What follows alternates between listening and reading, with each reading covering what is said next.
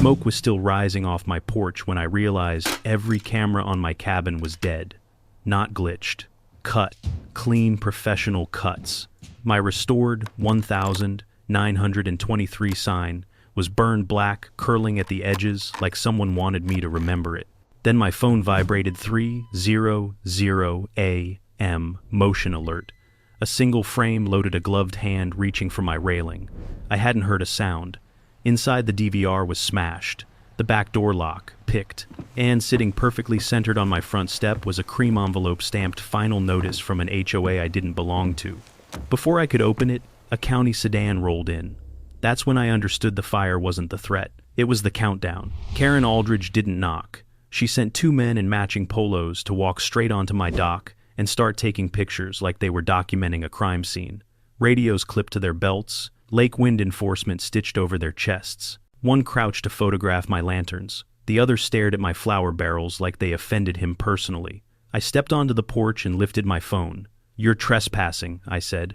"Calm, clear, architectural compliance sweep," the taller one replied, already snapping another photo. "All lake-facing structures fall under our visual authority." I pointed to the property line stones. "Your authority ends over there." He didn't argue. He smiled and dropped a red-stamped notice on my porch like a parking ticket. "Final warning. Fines. Escalation. Consequences." That was Karen's style. No discussion, no proof. Just pressure delivered through people willing to pretend they had power. She followed it up the same day, an official letter on heavy cream paper, gold trim, polite language sharpened to a blade. Violations, deadlines, money owed. Her signature at the bottom, confident and practiced. I wasn't part of her HOA. She knew that. Everyone did. But Karen wanted the shoreline, and she was used to getting what she wanted by convincing people the rules were already against them. She just picked the wrong property to test that trick on. The first flyer showed up the morning after the inspection. Folded neatly, tucked under the edge of my mailbox like it belonged there. Lake Wind Community Expectations. One sentence circled in bold, outliers undermine harmony. I didn't read the rest. I tossed it in the trash and went back to sanding the porch rail. 2 days later, another appeared. This time wedged between the boards on my fence, held down with a smooth river stone. Same wording, same paper, same message. On the third day, one waited on my porch steps when I got back from town. That was enough to tell me it wasn't coincidence. It was placement. Someone was making sure I noticed without giving me anything actionable. I kept working, but I started documenting photos, timestamps, locations, not anger, habit. When people repeat themselves like this, it's because repetition is the point. They weren't trying to scare me yet. They were trying to condition me. On the 4th day, the boundary lines stopped being theoretical. I came back from the hardware store and saw them again, same polos, same radios, standing on my dock like it was a viewing platform. One had his phone out zooming in on my lanterns. The other paced the board's boots, heavy, deliberate. I didn't shout. I turned my camera on. "Private property," I said, stepping onto the porch. "You need to leave."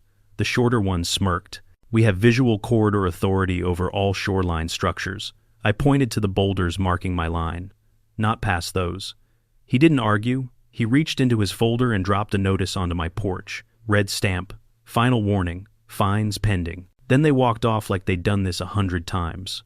That afternoon, I called the sheriff. The deputy sounded tired before I finished explaining. "They're not law enforcement," he said. "If they weren't violent, it's civil. So they can trespass," I said. A pause. "Until a boundary dispute is resolved." That was the first time I heard the phrase out loud. The fire came 3 nights later. I noticed it because the porch felt wrong, too quiet. No lantern glow, no soft light on the dock. When I rounded the corner, the 1923 sign above the porch was smoldering, edges curled inward, cedar blackened and smoking. The flames were already dying. Whoever lit it knew exactly how long to wait. I touched the wall behind it. The original timber was scorched, deep, jagged, permanent. Then I smelled varnish and knew this wasn't a warning flare. It was a message. Inside was worse. The back door wasn't broken. The lock was picked. My DVR unit, every camera feed was ripped down and smashed open on the floor. Not stolen. Destroyed. I checked the wiring. Clean cuts. No tearing. No panic. Whoever did this was calm. I didn't repair the burn. I rebuilt the sign stronger and mounted a steel plate beneath it. "Private property trespassers will be prosecuted." At 3:00 a.m., My phone buzzed. One image loaded, a gloved hand reaching toward the burned railing. They weren't done. The next morning, I drove to the sheriff's office in person. Video plays louder when a man is standing in front of you. Deputy Collins watched the footage in silence. When it ended, he turned his screen toward me. According to this, he said, "Your shoreline falls under a shared-use visual zone." The map on his screen wasn't mine. The boundary curved just enough to graze my dock. Subtle, elegant, wrong. "That's not the county survey," I said. "I know," he replied, "but it's what we've been given." I asked to file trespassing charges. "You can," he said carefully. "They'll be held until the boundary issue is resolved." I drove home, gripping the wheel harder than necessary. When I got there, a survey stake waited near the path, pink tape fluttering, barely pushed into the soil, labeled in marker LVPZ Shoreline Zone, a phrase that didn't exist anywhere but their imagination. I pulled it out with 2 fingers and pocketed it. On the 10th day, they stopped hiding. A young woman in an orange vest knocked on my door with a measuring wheel and a laminated map. She recited her line about shared utility corridors like she'd memorized it that morning. The map showed the same curved lie. I photographed it, let her leave. Then I went to the county clerk. Lanny didn't smile when she saw the map. She pulled up the public GIS file. It matched the fake one. Then she opened the internal county version. Straight line. Correct boundary. 2 versions of reality. She opened the metadata window and went quiet. Last revision, she said, submitted by Caldridge admin. Verification bypassed. Karen Aldridge, HOA chairwoman. The lie wasn't just printed, it was uploaded. By the time I got home, a beige sedan was already in my driveway. The county assessor stepped out, clipboard in hand. "Temporary solution," he said. "HOA management of the shoreline until this is resolved." That was the moment it clicked. The fire, the map, the pressure. They weren't harassing me, they were positioning to take the land, and they thought I'd fold before I figured it out. The hearing wasn't at a courthouse. It was inside Lake Wind Pines clubhouse, fluorescent lights, folding chairs, and a long plastic table dressed up like a bench. 3 board members sat behind it like they'd been sworn in by their own ego. Karen Aldridge walked in last. Navy pantsuit, hair pulled tight, binder thick enough to bruise a rib. She didn't look at the burned scar on my cabin photos. She looked at me like I was the violation. "Mr. Greenwell," she said, voice sweet as a trap, "we're here to resolve your situation." I kept my phone in my pocket this time. My lawyer, Clayton Sharp, stood beside me with a slimmer folder and a colder smile. Karen clicked a remote. My dock appeared on the projector like a criminal mugshot. Then the lanterns, the barrels, the 1923 sign. "This restoration disrupts community harmony," she announced, like harmony was a law and she was its sheriff. Clayton raised 1 finger. "Before we waste another minute, my client isn't in your HOA." Karen's smile didn't fade. "It's under dispute," she said. And that's when I knew she wasn't here to negotiate. She was here to declare. Clayton stepped forward and slid 1 sheet across their table. "No drama, just wait." "A permanent injunction," he said. "Issued in 1992.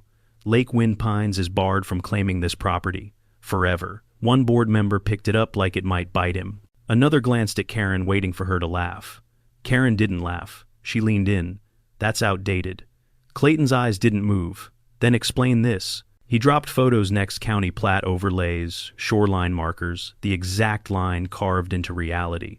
Then he added the piece that made the room go silent. "And this," he said, tapping a printed report, "is the metadata from the county GIS revision." Karen's lawyers stiffened. Karen's fingers tightened on her binder. Clayton turned the report so the board could read it. Submitted by Caldridge admin. Verification bypassed. A chair scraped somewhere behind me. Someone whispered, "Oh my God." Karen's face went bright for half a second, heat rising, then it went flat again like she'd slammed a door inside herself. "That's fabricated," she snapped. Clayton didn't blink. "It's from the county clerk." For the first time all night, the board members stopped acting like judges. Now they looked like witnesses. The chairwoman behind the table cleared her throat, voice suddenly thin. "This panel is not equipped to." Karen cut her off. "You are equipped. You have the charter. You have jurisdiction. You have—" "Sit down, Miss Aldridge." The chairwoman's tone sharpened, like she surprised herself. Karen froze. Clayton used the opening like a blade. He pulled out my footage: 2 enforcement polos on my dock radios, badges, the red stamped notice hitting my porch boards, then the photos of the fire, the cut wires, the picked lock, the smashed DVR. No speeches, just proof stacking higher than Karen's binder. The room turned on her in real time, neighbors shifting uncomfortably, board members refusing to meet her eyes, even her own attorney leaning in to whisper something urgent. Karen stood anyway, voice rising. "He's manipulating you. He's an outsider trying." To Clayton held up one last document, the county's internal boundary file, untouched, clean. "This is the real line," he said. "Everything else is a lie someone uploaded." The chairwoman pushed her glasses up with shaking fingers. "This hearing is terminated. Immediately. Any further action is referred to civil court and county council." Karen's head snapped toward me, and for the first time, her expression wasn't smug. It was panicked. She moved like she was about to say my name again, like she could still bully the air into obeying her. When the clubhouse doors opened behind us, not security, a deputy. He didn't look at me. He looked straight at Karen and said, "Ma'am, we need to speak with you about a report filed with the county." And Karen's binder, her little weapon slipped in her hands like it suddenly weighed a ton. The clubhouse didn't erupt. It emptied. Chairs scraped back. People avoided eye contact. Conversations died halfway through sentences as neighbors filed past me toward the doors like they didn't trust the room anymore. The board members gathered their papers without speaking hands, unsteady, suddenly aware that every signature they'd ever written might come back to find them. Karen didn't move. She stood frozen beside the table binder, pressed to her chest, eyes locked forward as the deputy spoke to her in a low voice. No handcuffs, no raised voices, just quiet authority, the kind that doesn't need theatrics. When she finally nodded, stiff and shallow, the sound felt louder than a gavel. I stepped outside into the late afternoon light. The lake was visible through the trees, calm, indifferent, exactly where it had always been. Clayton joined me a moment later, loosening his tie like he'd just finished a long shift underground. "That's it," he said. "Jurisdiction dismissed. Claims barred. Fraud flagged." Inside, Karen walked past us without looking up. Her heels clicked too fast, rhythm off, control slipping. The deputy followed. No speech, no apology, no last threat. The doors closed behind them. For the first time since I bought the cabin, the silence felt clean. Back on my porch, county workers were already there, quietly, efficiently verifying markers, photographing the shoreline, correcting what should never have been touched. One of them nodded to me respectful, then returned to his clipboard. No one asked permission. They didn't need to anymore. Clayton took one last look at the water. "They'll restore the public files tonight," he said. "And that injunction, it's reaffirmed. Stronger now." I nodded. The fight had burned itself out right where it started. A padded envelope sat on the porch rail. When I turned back, bronze plaque inside, already issued, already stamped.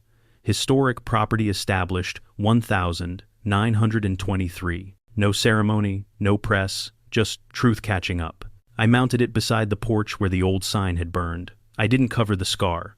I bolted the plaque next to it and stepped back. Cedar bronze, blackened wood, past and present locked together. Rebecca arrived just as the sun dipped low, carrying a pie like it was a peace offering.